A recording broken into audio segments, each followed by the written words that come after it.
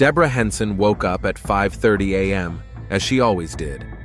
No alarm clock. Her body had grown accustomed to this rhythm after 15 years of working at the Millfield County Correctional Facility.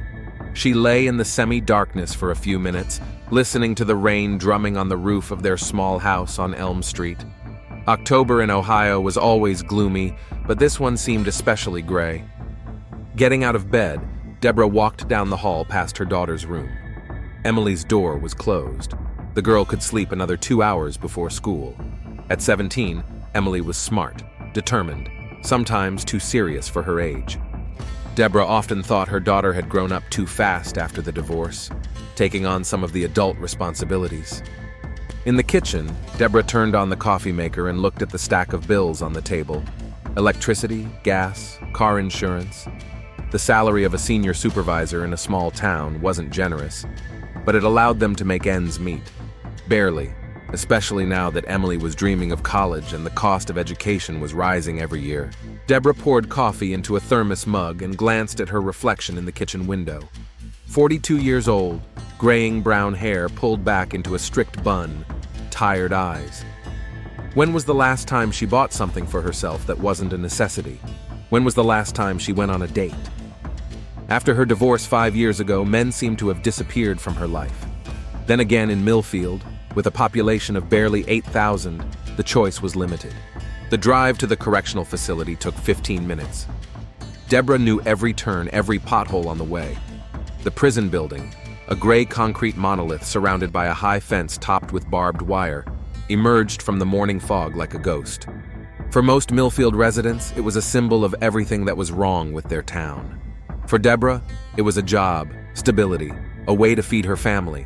In the locker room, she changed into her uniform, dark blue pants, a light blue shirt, a badge with her name and position.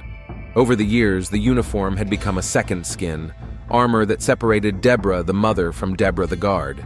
As she passed through the metal detectors and security systems, she became a different person, strict, unyielding, someone the inmates respected and feared. "Good morning, Debbie," greeted guard Tommy Reed at the entrance to the main building. Tommy had only been working here for 2 years, a young local guy who saw prison service as a way to stay in his hometown. "Morning, Tommy. How was your night?" "Quiet. Collins asked for an extra blanket again, says it's cold in his cell." Deborah nodded, trying to keep a neutral expression on her face at the mention of that name. "Michael Collins, inmate number 47821, 38 years old, serving time for burglary and assault. Prior to that, petty crimes, bar fights, alcohol problems, a typical story for their institution. But Michael was not a typical inmate. He was educated, read books, and could hold a conversation on anything from politics to classical literature. He had striking blue eyes and a smile that could make you forget where you were. And he was the only inmate who called her Miss Deborah instead of just guard. "Tell him extra blankets are only given out for medical reasons," Deborah told Tommy as she headed back to her post. The Millfield County Correctional Facility was small, with only 120 inmates, mostly men serving sentences ranging from 6 months to 5 years. Serious criminals were sent to state prison. Most of those held here were people who had committed theft, minor drug offenses, or assaults without aggravating circumstances. Ordinary people who had made the wrong choice. Deborah walked around the cells, checking that everything was in order. Most of the inmates were still asleep. They didn't get up until 7 in the morning. She paused a little longer than usual in cell number 23. Michael Collins was sitting on his bunk, reading a book by the light of a small lamp. He looked up and smiled. "Good morning, Miss Deborah. You're early for work today." "I always come at the same time, Collins," she replied, trying to keep her tone formal. "I know, I'm just glad to see you. The day always starts better when you see a friendly face." Deborah felt something tighten in her chest. When was the last time she had heard those words? When was the last time someone was glad to see her just because, not because she had brought dinner or done the laundry? "What are you reading?" she asked, even though she knew she wasn't supposed to engage in personal conversations with inmates. To Kill a Mockingbird, Harper Lee, an amazing book about justice and prejudice. Have you read it? A long time ago, in school. It's worth rereading. Books are read differently at different ages, with different experiences. What seems simple at 17 can reveal completely new meanings at 40. Deborah looked at him more closely. How did the prisoner know her age? Then again, gossip spread quickly in prison, and information about the staff was valuable currency. "I have to go," she said, and walked on. "Have a nice day, Miss Deborah," he called after her. The rest of the morning passed in the usual routine. The prisoners got up, had breakfast, and were assigned to their workplaces. Deborah kept order in the dining room, resolved minor conflicts, and filled out reports. The work required constant attention. In prison, the atmosphere could change in seconds, and it was important to sense people's moods. During her lunch break, she stopped by the office of the warden, Robert Stevens. Bob was 13 years older than her and had worked in the correctional system his entire life. He had known Deborah's late husband. They had served in the army together when they were young, and after Jack's death, it was Bob who helped Deborah get a job at the prison. "How's it going, Debbie?" he asked, without looking up from his papers. "How's Emily doing in school?" "Fine. She's thinking about college." "Smart girl. Jack would have been proud of her, and of you." Deborah nodded. Bob always mentioned Jack when he wanted to emphasize something important. It was his way of reminding people of their duty to remember that some things were sacred. "Any problems with the inmates?" he asked. "No. Everything's quiet. Collins asked for an extra blanket, but it's not for medical reasons." "Collins." Bob looked up. "Keep an eye on him. He's too smooth. People like that are good at finding weaknesses in others." "I'm doing my job, Bob." "I know. That's why I'm telling you. Experienced officers sometimes let their guard down, thinking they have everything under control. Then they're surprised when an inmate manages to pull the wool over their eyes." Deborah wanted to argue, but she realized that would only raise suspicion. Bob was right about one thing: Michael Collins was different from the other inmates. He was too smart, too charming, and too attentive to her. In the evening, 2 hours before the end of her shift, an incident occurred that changed everything. In cell number 15, a fight broke out between two prisoners over a cigarette debt. Deborah and 2 other guards rushed to break up the fight. In the commotion, one of the prisoners hit Deborah in the temple with his elbow. The blow was not strong, but it was unexpected. Deborah felt dizzy and nauseous. The nurse insisted that she be examined in the infirmary. "Mild concussion," said the doctor after examining her. "Nothing serious, but you'd better finish your shift early and rest at home." Deborah was gathering her things in the locker room when she heard a knock on the door. It was Michael Collins, accompanied by a guard who was taking him to clean the hallways. "Miss Deborah," he said, stopping.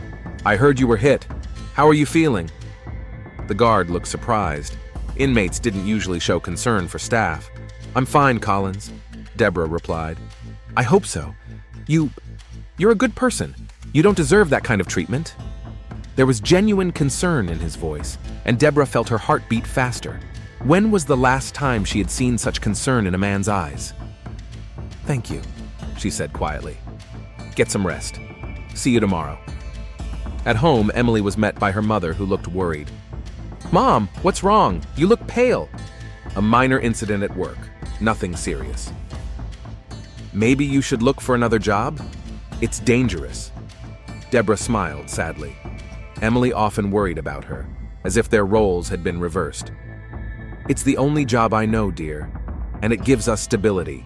Over dinner, they discussed Emily's plans for college. The girl wanted to study social work and help people from disadvantaged families. "Why that?" Deborah asked. "I saw what we went through after the divorce. I saw how hard it was for you. I want to help other women who find themselves in a similar situation." Deborah felt proud and sad at the same time. Emily was so grown up, so compassionate, but should a 17-year-old girl have to see the dark side of life so early? Late that night, after Emily had gone to bed, Deborah sat in the kitchen with a cup of tea and thought about the day, about the fight, the mild concussion, Michael Collins's worried look, about how long it had been since anyone had cared about her just because. She knew these were dangerous thoughts. The inmates were masters of manipulation. They knew how to find emotional weaknesses in the staff and exploit them. Bob had warned her about this many times. But what if Michael was really different? What if there was a man behind bars who had simply made mistakes but retained his capacity for compassion? Deborah shook her head, pushing these thoughts away. Tomorrow would be a new day, a new shift. She would be professional, strict, and fair, as always, as she should be. But as she fell asleep, she thought about the blue eyes and the sincere concern in his voice, and about seeing Michael Collins again tomorrow. The next morning, Deborah woke up with a slight headache, a remnant of yesterday's blow. The bathroom mirror revealed a small bruise on her temple, which she carefully covered with foundation. Emily had already left for school, leaving a note on the refrigerator. "Mom, take care of yourself. I love you." The drive to work seemed longer than usual. Deborah thought about yesterday's conversation with Michael. His concerns seemed genuine, but Bob was right. Prisoners were skilled at playing on people's emotions. In her 15 years on the job, she had seen many attempts at manipulation, from tears of remorse to threats and flattery. But there was something different about Michael. In the locker room, she was accosted by her colleague, Linda Thompson, who worked in the infirmary. "How's your head, Debbie? You didn't look too good yesterday." "Better, thanks for asking." "That new guy, Ryder, who hit you, he's a real nutcase. It's the third time he's been in a fight this month. Maybe we should send him to solitary." "He didn't do it on purpose. He just got caught up in the heat of the moment." Linda looked at Deborah intently. "You're too soft on them. Give them an inch and they'll take a mile." As she walked down the hallway to her post, Deborah noticed that many of the inmates were looking at her with curiosity. News spread through the prison at the speed of light. By lunchtime, everyone knew about yesterday's incident and that the guard had been hit. She slowed down near cell number 23. Michael was sitting at a small table writing a letter. Hearing footsteps, he looked up. "Miss Deborah, how are you feeling today?" "Fine," she replied, stopping at the bars. "The bruise is almost invisible. They covered it well." Deborah instinctively touched her temple. How did he know? "I have good eyesight," Michael explained, noticing her surprise. "And I pay attention to details, especially when it comes to people I care about." "I'm just a guard, Collins." "No," he shook his head. "You're much more than that. You're the only person here who sees us as people, not just numbers." "Who are you writing to?" Deborah asked, trying to change the subject. "My sister. She lives in Cleveland and works as a teacher. She's the only person who didn't turn her back on me after I was arrested." "You have a family?" "I did. My wife filed for divorce when I was arrested. She said she couldn't live with a criminal anymore. We didn't have any children, so maybe it's for the best." There was no self-pity in his voice, only a sad acceptance of reality. Deborah felt a pang of sympathy. "I'm sorry." "It's okay. People show their true colors in difficult times." He looked at her intently.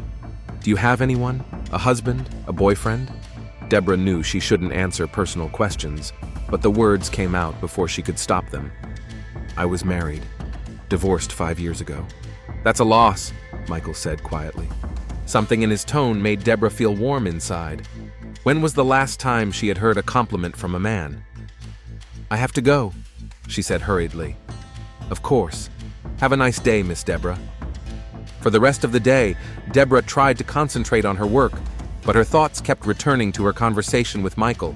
His words, his loss, echoed in her head like a song. Silly, of course. He was an inmate. She was a guard. There was a gulf between them that could not be crossed. But that evening, as she passed his cell at the end of her shift, she couldn't help but stop. "Collins, how's the reading going?" "I finished The Outsider. It's an amazing book. You were right." "I didn't say it was amazing." "No, but your eyes did. When I mentioned it yesterday, your eyes lit up. You love good books." Deborah was surprised by his observation. There must be other classics in the library. "What would you recommend?" "The Grapes of Wrath" by Steinbeck, or The Catcher in the Rye by Salinger. "Will you bring it?" The question hung in the air. Deborah knew that prisoners could get books through the library system, but bringing a book in person would be a breach of protocol. "Ask the librarian," she said finally. "Sure," Michael smiled. "But it would be nice to get a recommendation from someone with good taste." At home, Emily met her mother with news about school. She had a math test and was worried about her grades. Mom, what if I don't get into college? What if my grades aren't good enough for a scholarship? You will, Deborah said confidently. You're a smart girl, and we'll find a way to pay for your education. How? We barely have enough money to cover our current expenses. Deborah didn't know what to say. Emily was right. They were desperately short of money. A student loan would mean years of debt. We'll figure something out, she said, hugging her daughter. The next day, Deborah brought the Grapes of Wrath to work. The book lay in her bag like a secret message. She told herself she just wanted to help the prisoner get an education. But deep down, she knew it was something else. Michael was reading in his cell when she approached him. I brought your book, she said, handing him the volume through the bars. Their fingers touched as he took the book. The touch lingered a second longer than necessary. Thank you, Miss Deborah. That's very kind of you. Just don't tell anyone else. I don't want to set a precedent. It's our secret, he smiled, and Deborah's breath caught in her throat. Over the next few weeks, their conversations grew longer and more personal. Michael told her about his life before his arrest, his job as a mechanic, his drinking problem that led to the crime. He didn't try to justify his actions or ask for pity. He just spoke honestly about his mistakes. I was angry at the whole world, he said once. I thought life was unfair to me. I drank, I fought, and eventually I attacked a man over $100. $100, Miss Deborah. He ruined his life and someone else's for $100. Do you regret it? Every day. Not just because of prison, because I hurt another person, because I let down the people who believed in me. Deborah saw sincerity in his eyes. Michael wasn't playing on pity. He was truly remorseful. What are you planning to do after you get out? Go back to work. Quit drinking for good. Try to mend my relationship with my sister. Maybe... He looked at her intently. Find someone who believes that people can change. Deborah felt her heart beat faster.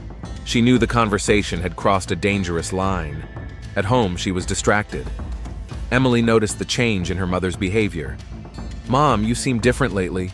Is everything okay? I'm just tired from work. Maybe you should take some time off. We could visit Aunt Margaret in Columbus. I can't right now. I have too much to do. But the truth was that Deborah didn't want to take time off. She didn't want to miss any days when she could see Michael. The turning point came on a rainy November evening. Deborah stayed late at work, filling out reports. Most of the employees had already gone home. As she passed the cells, she heard sounds coming from Michael's cell.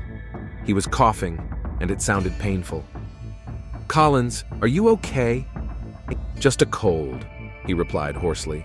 Nothing serious. Deborah could see that he was shivering.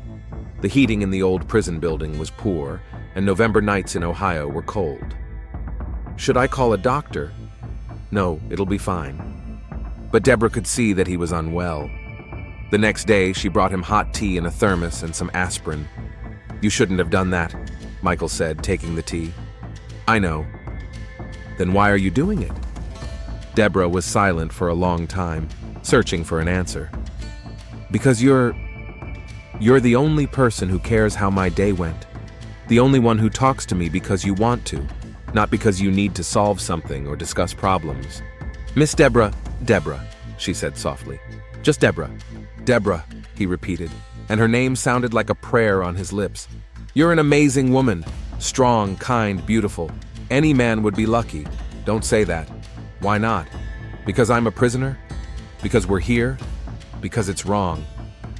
Many things that are right in life seem wrong, he said quietly, and many things that are wrong seem like the only right thing to do.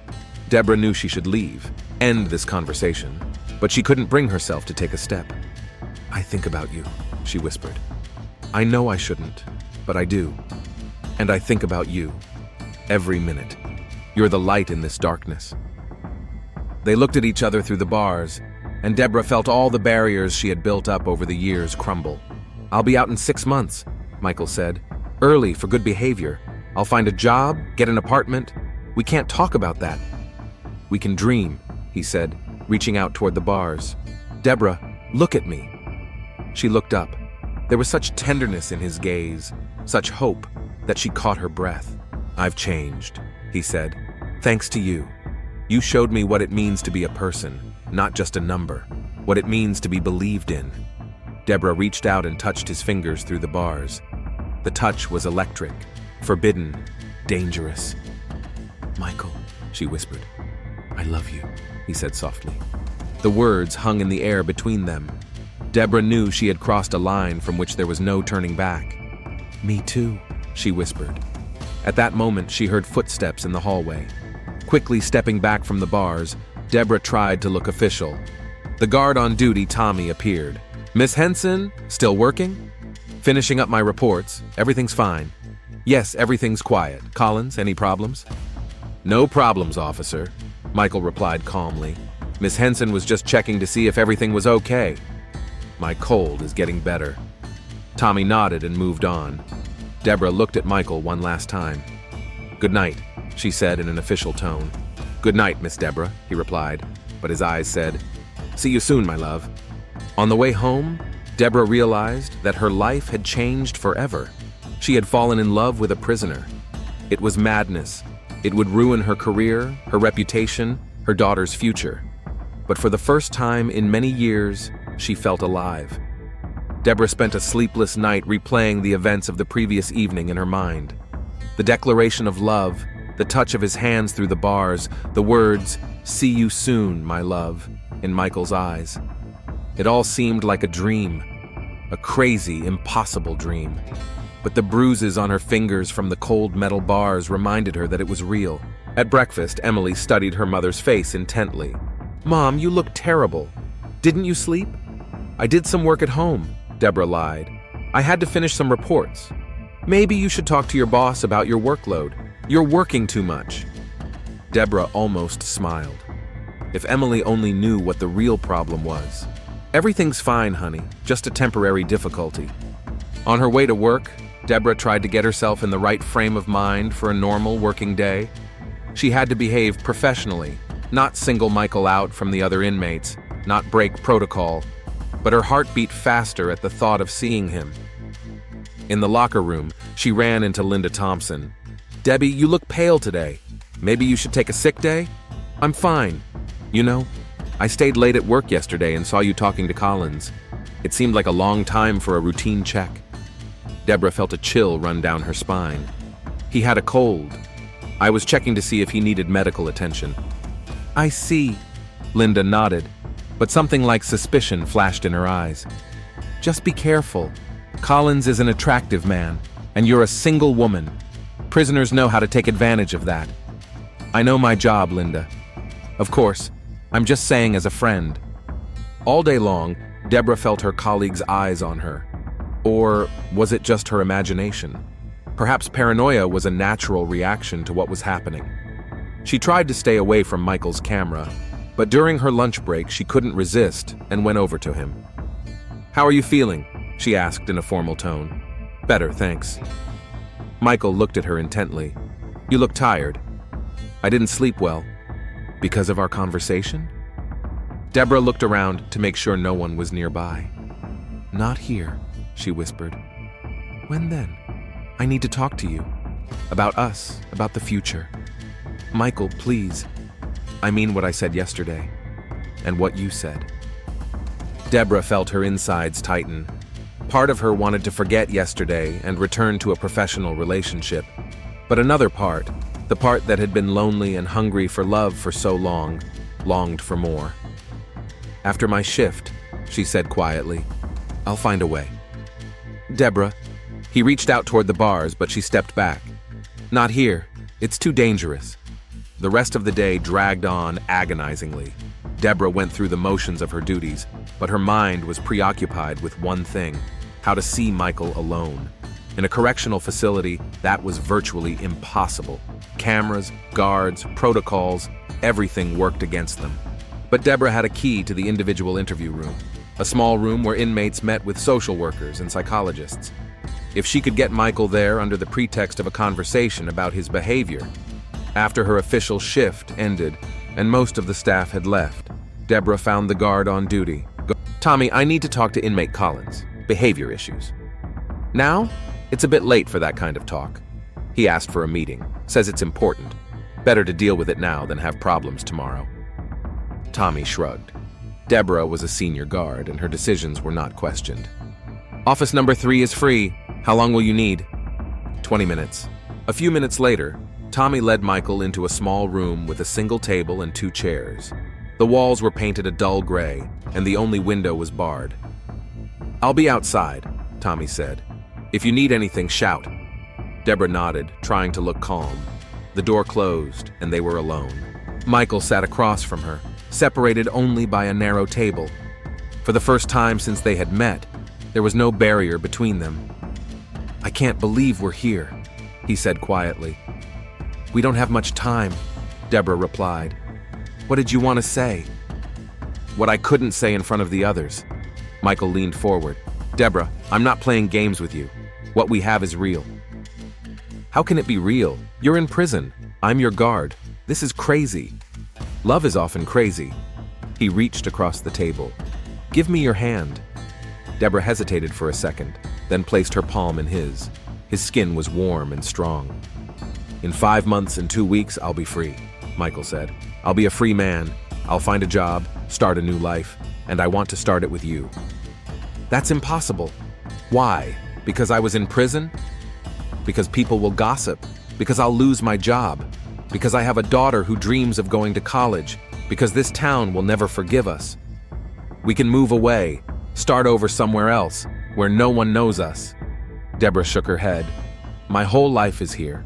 My home, my job, Emily's roots. Where's the happiness?" Michael squeezed her hands. "When was the last time you were truly happy?" Deborah couldn't answer because she knew the truth. She couldn't remember when she had been happy. The years after her divorce had been spent working, caring for her daughter, trying to make ends meet. Joy had slipped out of her life so gradually that she hadn't even noticed. "Deborah, look at me," Michael said softly. She looked up. There was such tenderness, such sincerity in his gaze that she caught her breath. "You've changed me. You've made me a better man. And I want to keep changing with you."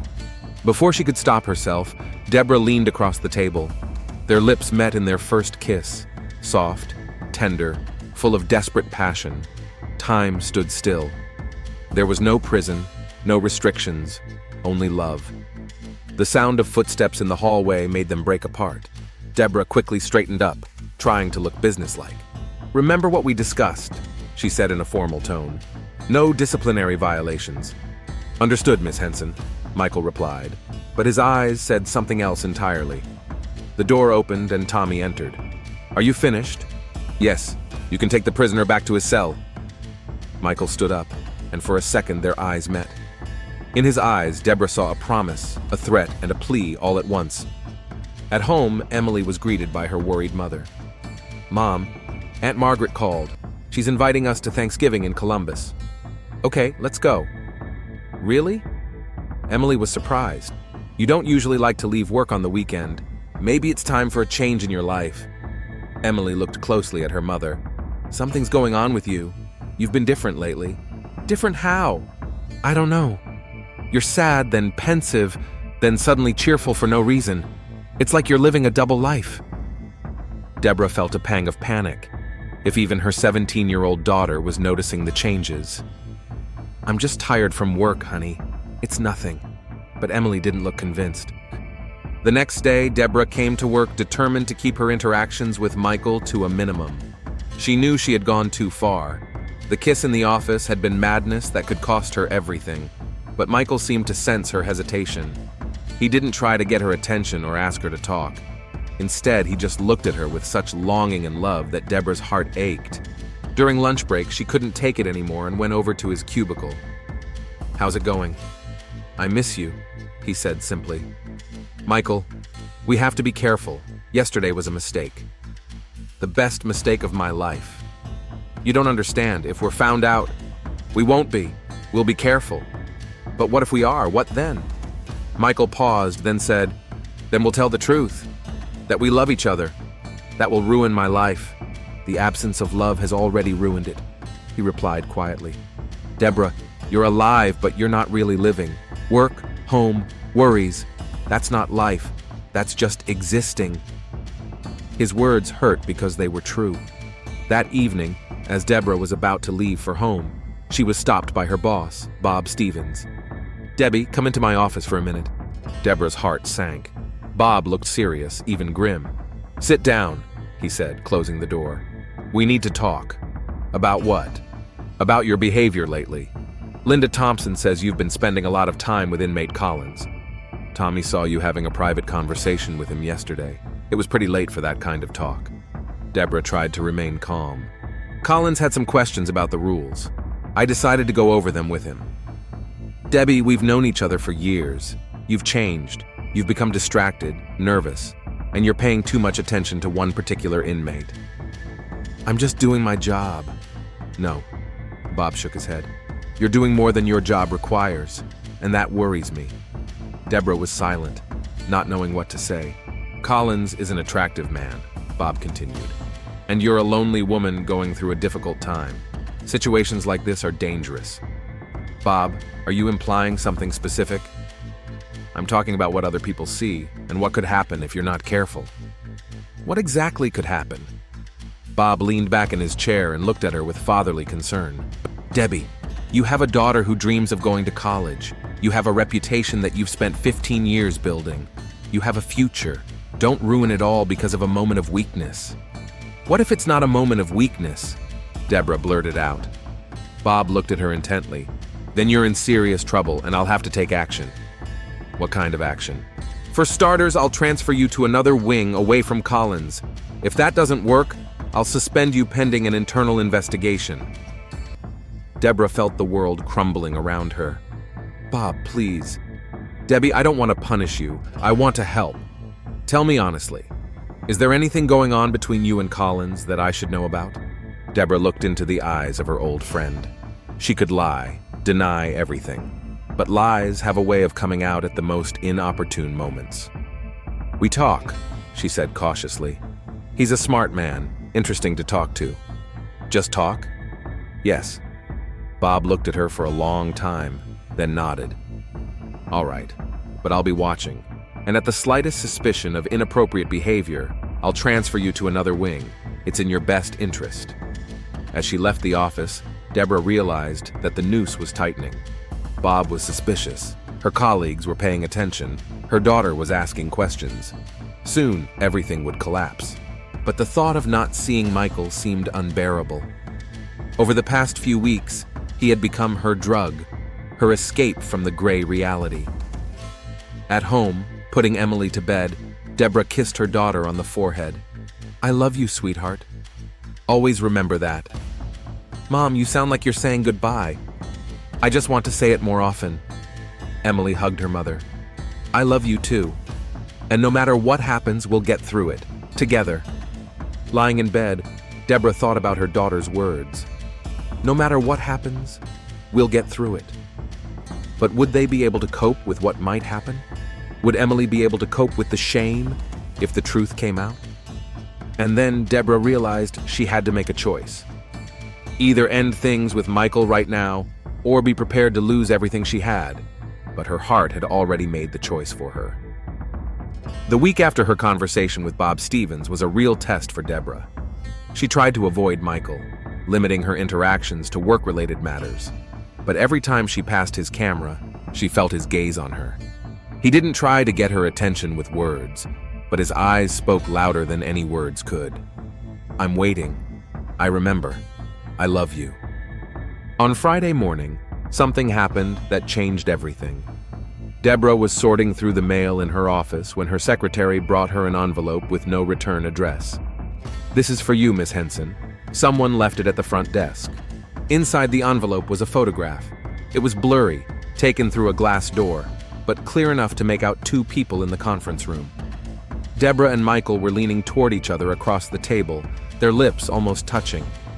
On the back, someone had written in handwriting, "Interesting conversation about discipline." Deborah felt the blood drain from her face. Someone had seen them kissing. Someone had taken a photo. Someone knew. She quickly hid the photo in her purse and tried to focus on her work, but her hands were shaking. Who could have done this? Tommy? Unlikely, he was a simple-minded guy, not prone to intrigue. Linda? Perhaps she really did suspect something and decided to get proof. All day long, Deborah was on edge, waiting for someone to approach her with questions or accusations. But the day passed as usual. Perhaps whoever sent the photo was just warning her. In the evening, when most of the employees had gone home, Deborah couldn't take it anymore and went over to Michael's camera. "We need to talk," she said quietly. "What's wrong? You look scared." "Not here. It's too dangerous." "Deborah, what's going on?" She looked around to make sure the hallway was empty. "Someone knows about us. I have a photo of us kissing." Michael's face darkened. "Who?" "I don't know, but it means we have to stop. Right now." "No," Michael said sharply. "We can't stop. Not now." "Michael, you don't understand. If that photo gets to Bob Stevens, then we'll say it's fake, that someone is trying to frame us." "No one will believe that." "Deborah," Michael moved closer to the bars. "I'm not going to lose you. Not after what we have." "We don't have anything," she said desperately. "This is crazy, a fantasy. We live in different worlds. In 4 months, I'll be out of here." "And then what? You think we'll meet like a normal couple? In a town where everyone knows I was your warden? We'll leave. We'll start a new life somewhere else. I have a daughter, a home, a job. You have a chance at happiness," he interrupted. "When was the last time you were truly happy?" Deborah didn't answer because she knew he was right, but the price of that happiness was too high. "I'm leaving," she said, "and we won't talk about personal matters anymore." Deborah, wait. But she was already walking away without looking back. At home, Emily was greeted by her mother with news. "Mom," the college counselor called. He said, "My grades are good enough to get into the state university, but I need additional extracurricular activities to get a scholarship." "That's good, honey." "Good? Mom, did you hear what I said? I need money for extra classes and activities. Quite a lot of money." Deborah looked at the bills spread out on the kitchen table: electricity, gas, insurance, car loan. With her salary, they were barely making ends meet. "How much do you need?" "About $2,000 before the end of the school year." Deborah felt her heart sink. $2,000. For their family, it was a huge amount. "Mom, maybe we should ask Uncle Tom to borrow some money." Tom was Deborah's late husband's brother, a successful businessman from Cleveland. But Deborah knew that he considered her a failure who couldn't provide for herself and her daughter after his brother's death.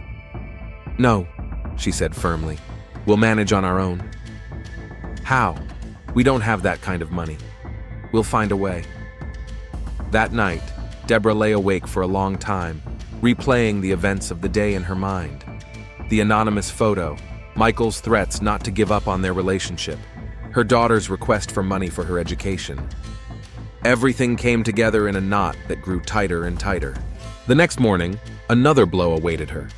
There was another envelope in the mailbox. This time, there was a note inside. "I think your boss would be interested in seeing the photo. Unless, of course, we can come to an agreement. Meet me today at 6 p.m. at the old warehouse on Industrial Road. Come alone."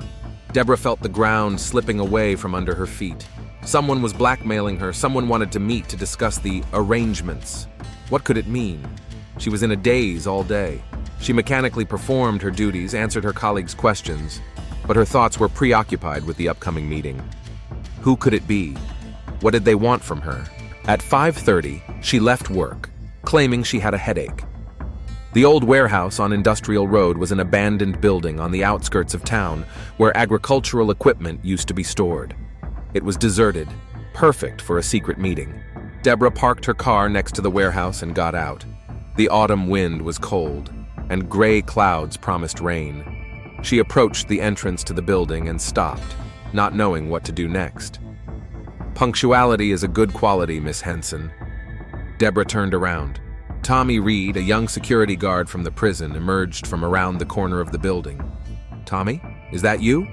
"Surprise," he grinned, but there was no amusement in his eyes. "Didn't expect to see me?" "Did you send the photo?" "I took the photo." Quite compromising, I must say. Deborah felt a mixture of relief and fear. On the one hand, it was just Tommy, a young guy she had worked with for 2 years. On the other hand, there was something threatening about his behavior. What do you want? To talk about a mutually beneficial arrangement, Tommy lit a cigarette. You see, Miss Henson, I'm a man with needs and problems.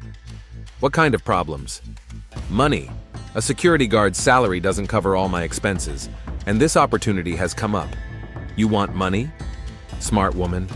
Yes, I want money. Let's say $1,000 a month to keep your photo out of Mr. Stevens' hands. Deborah felt dizzy. I don't have that kind of money. You'll find it. You have a house, a car. You can take out a loan. Tommy, please. Nothing personal, Miss Henson. Just business. He took a drag on his cigarette. You have a week to bring me the first payment. Meet me here, same time. And if I refuse? Then tomorrow morning, Mr. Stevens will receive a photograph along with a detailed report of your nighttime conversations with inmate Collins. I think that will be the end of your career. Deborah realized she was trapped. If she paid, Tommy would demand more and more. If she refused, she would lose her job, her reputation, and the ability to pay for her daughter's education. How do I know you won't show the photo even if I pay? You don't, Tommy replied honestly. You'll have to trust me. And how long will this go on? Until I get bored, or until you run out of money.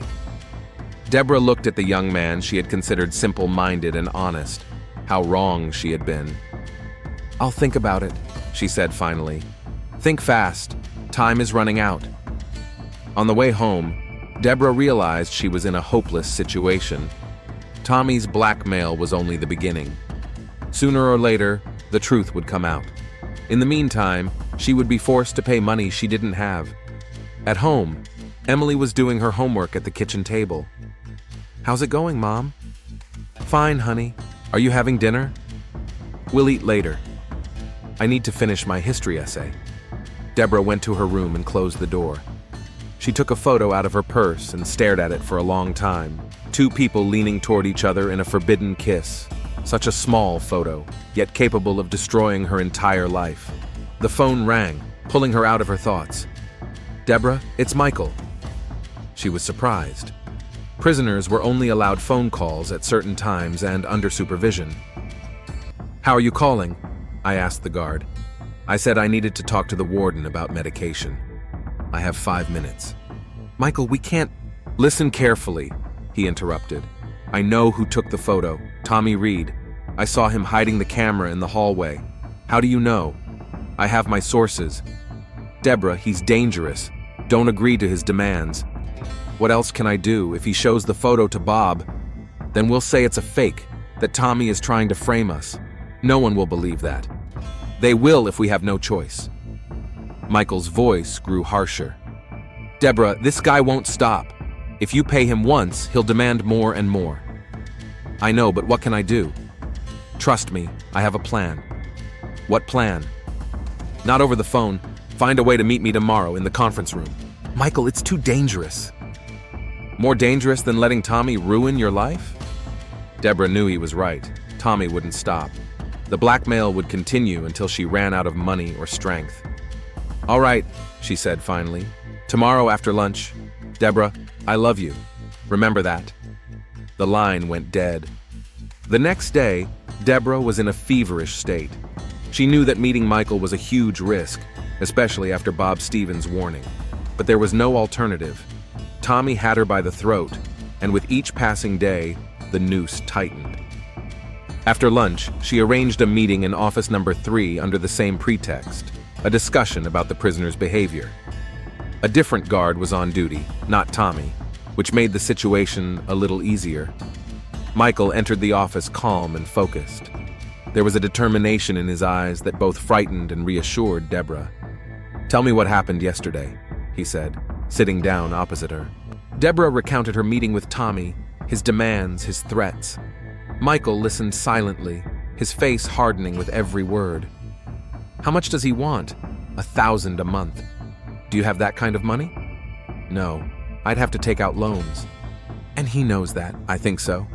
Michael stood up and paced around the small room.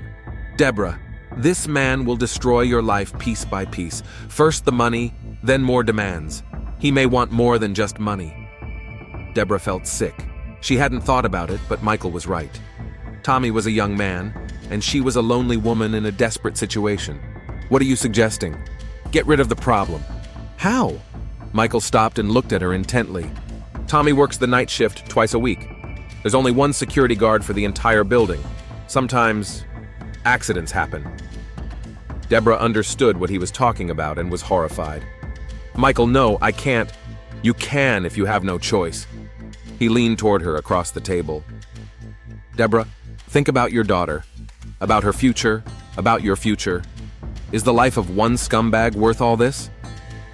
He doesn't deserve to die for blackmail, and you don't deserve to have your life ruined for love. Deborah shook her head.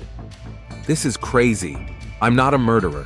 No one is talking about murder, an accident at work. These things happen in prison. What if something goes wrong? Nothing will go wrong if we plan it right. Deborah looked into the eyes of the man she loved and saw cold determination.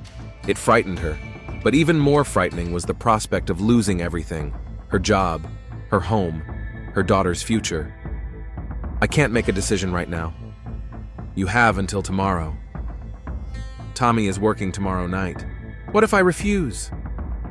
Michael looked at her for a long time, then said, Then I'll have to tell everyone about our relationship myself. Deborah felt the blood drain from her face. What? If you're not willing to fight for our future, then I have no choice. I'll tell Stevens everything myself.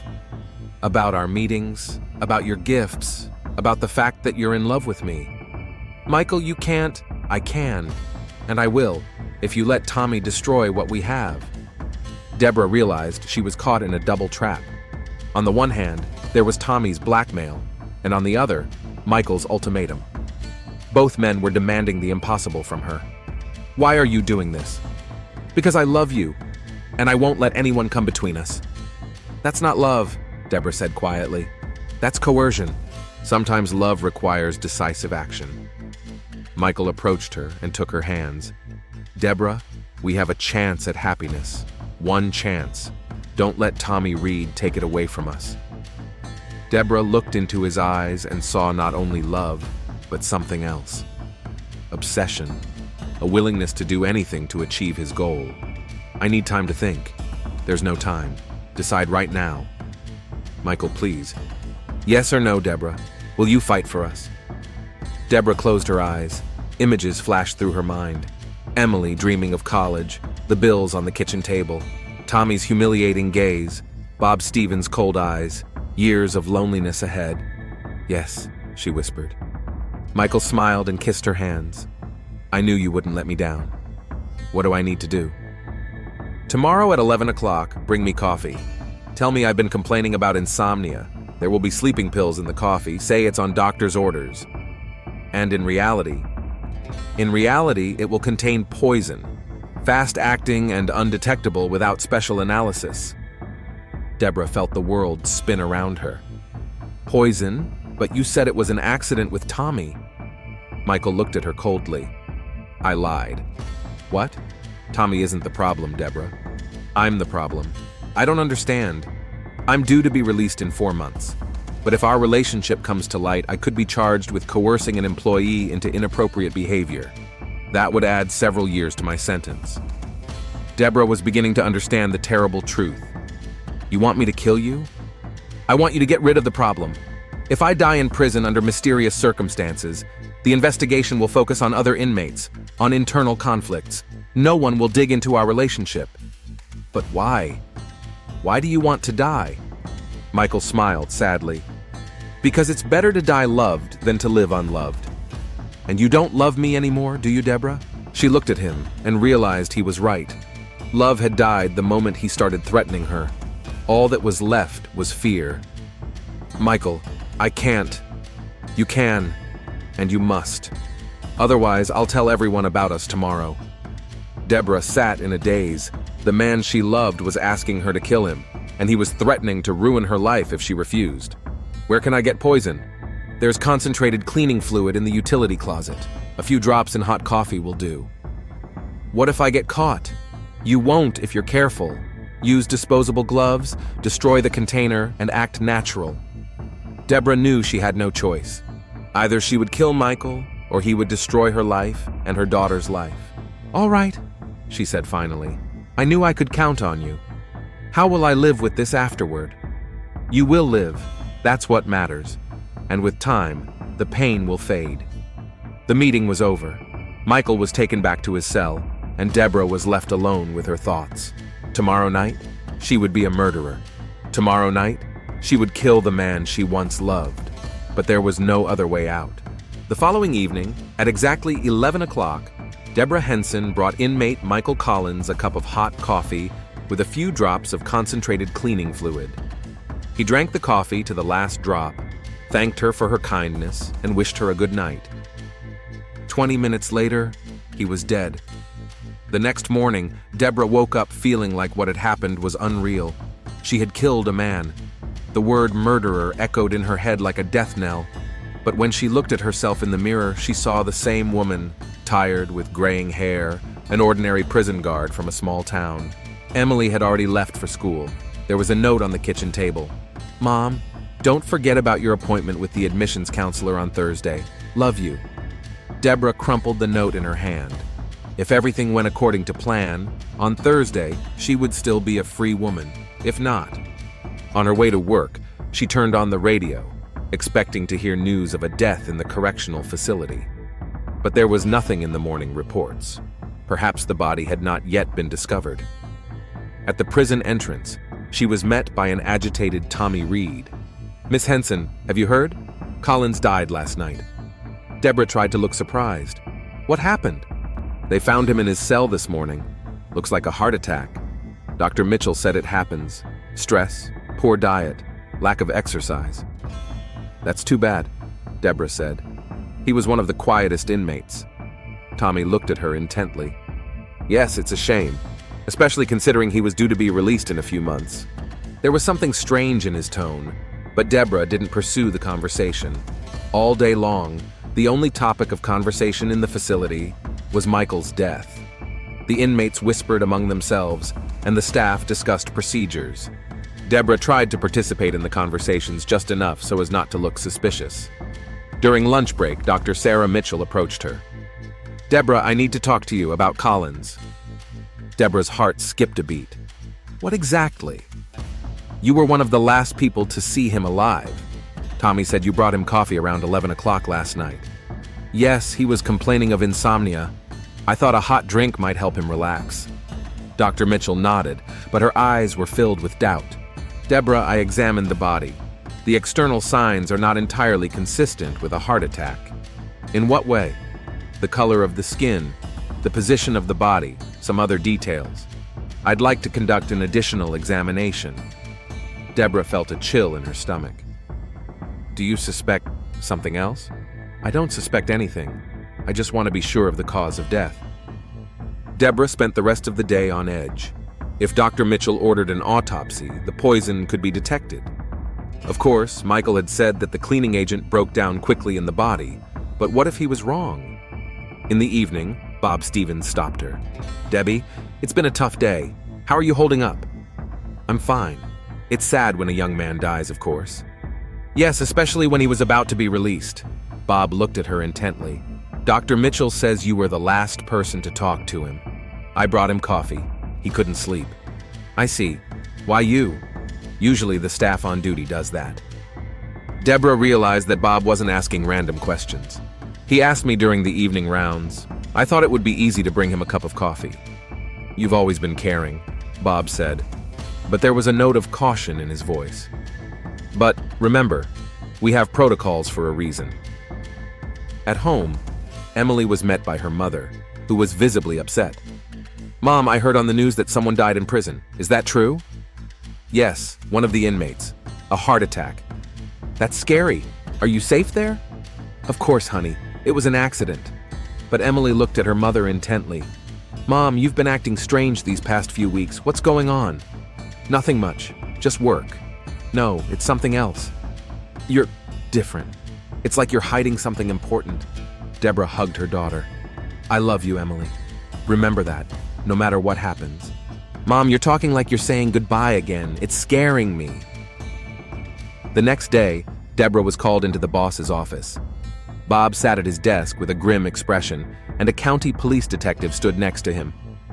Debbie, this is Detective Harris. He wants to ask you a few questions about Colin's death. Deborah sat down in a chair, trying to look calm. Miss Henson, the detective began, Dr. Mitchell has requested an additional examination. Preliminary results indicate the presence of toxic substances in the deceased's body. Deborah felt the world crumbling around her. Toxic substances? Traces of chemical compounds that could have led to death.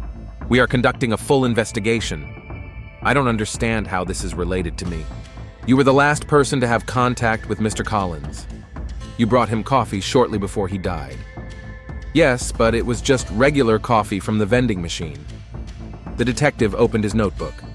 Miss Hanson, I need you to answer a few questions honestly. What was your relationship with inmate Collins? Professional, like with everyone else. You never talked to him about personal matters? Sometimes inmates try to engage the staff in conversation, but I always kept my distance. Bob Stevens leaned forward. Debbie, if there's something you're not telling us, it's better to say it now. Deborah realized she was being cornered, but admitting the truth would mean the end of everything. No, I have nothing else to add. The detective closed his notebook. All right, but the investigation is ongoing. Don't leave town for the time being. After the detective left, Bob remained alone with Deborah. Debbie, I've known you for 15 years. Something's not right here. Bob, I told you everything I know. No, you didn't, and we both know it. That evening, Deborah was sitting at home when there was a knock at the door. Tommy Reed was standing on the doorstep. Can I come in? We need to talk. About what? About what happened to Collins and about our agreement. Deborah let him in, making sure Emily was in her room. What do you want? I know you killed him, Tommy said quietly. What? I saw you go into the utility room before you brought him his coffee. I saw you throw something in the trash can after your shift. Deborah felt the ground slip away beneath her feet. You're mistaken. No, I'm not. The question is, what are we going to do about it? What do you want? $5,000. Now. And then $2,000 every month. I don't have that kind of money. You'll find it. Or tomorrow, I'll tell the detective what I saw. Deborah realized she was caught in an even worse trap, but she no longer had the strength to fight. All right, she said. Give me a few days. Until Friday, and no tricks. After Tommy left, Deborah sat in the kitchen for a long time, realizing that it was all over. Even if she found the money, the blackmail would continue indefinitely, and the detective would reveal the truth sooner or later. The next day, she was summoned to the police station again. This time, the detective was not alone. He was accompanied by another woman in a suit. Miss Henson, this is District Attorney Jennifer Clark. We have some additional questions. I'm listening. We reviewed the surveillance cameras at the facility, said the prosecutor. On the night of Mr. Collins's death, you entered the utility room. What were you doing there? Deborah realized there was no point in lying anymore. I was getting some cleaning supplies. Why? I wanted to clean a stain off my uniform. At 11 o'clock at night? Yes. Miss Henson, we found traces of the same cleaning supplies in the cup Mr. Collins drank from. Deborah closed her eyes. It was over. Miss Henson, the prosecutor continued, we have enough evidence to charge you with first-degree murder. Do you have anything to say? Deborah was silent for a long time, then raised her head. I want a lawyer. Of course, but first you are under arrest on suspicion of murder. As the handcuffs were placed on her, Deborah thought of Emily. Who would tell her what had happened? Who would take care of her? Who would pay for college? Everything she had done to get to this point was now lost. A week later, local newspapers were full of headlines. Prison guard kills inmate over love affair. The story of Deborah Henson and Michael Collins became a city sensation. The photo of their kiss, which Tommy had sold to reporters for a large sum, appeared in every newspaper in the state. Emily had to move in with her aunt in Columbus. College was out of the question. The family's reputation was ruined forever. Deborah Henson was sentenced to life in prison without the possibility of parole. In a maximum security prison, she became inmate number 58439. Sometimes in the evenings, lying on her narrow bunk in her cell, she thought about how it all began. with a simple conversation about books, with a smile, with the feeling that someone cared about her. The love that was supposed to save her from loneliness led to death, betrayal, and the destruction of everything she valued. In the small town of Millfield, Deborah Henson's story became a warning to anyone who thought that forbidden love could bring happiness. Love killed two people, first Michael Collins, then Deborah herself. Not physically, but in every way that mattered. Emily Henson grew up and became a social worker, just as she had dreamed. She never visited her mother in prison, but every year on her birthday, she sent a card with one sentence. "I remember who you were before everything changed." It was the only connection Deborah had left to her past life, and the only reminder that she was once not murderer number 58439, but simply a mother who wanted the best for her daughter.